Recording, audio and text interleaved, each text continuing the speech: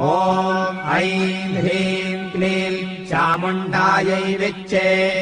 ॐ ग्लौं हूं क्लीं जूं सः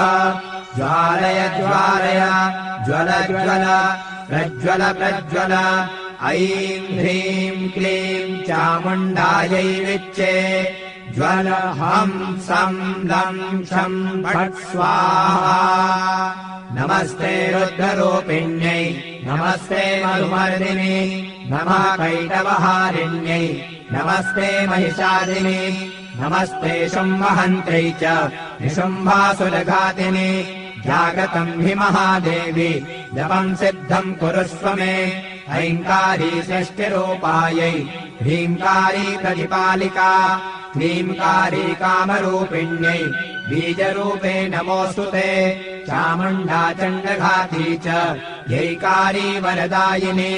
विच्चे चाभयदा नित्यम् नमस्ते मन्त्ररूपिणी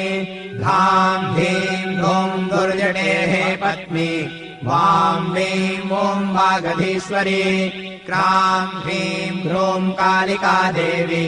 शां श्रीं शूं मे शुभम् कुरु हुं हुं हुङ्काररूपिण्यै जं जं जं जम्भनादिनी धां ह्रीं ह्रूं भैरवी भद्रे भवान्यै ते नमो नमः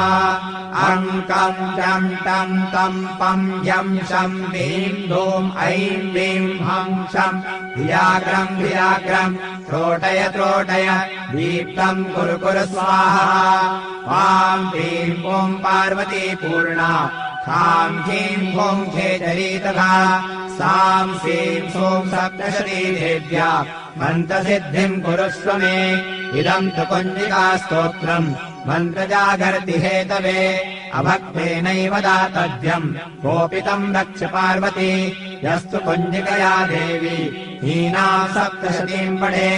न तस्य जायते सिद्धि शरण्ये रोदनम् यथा।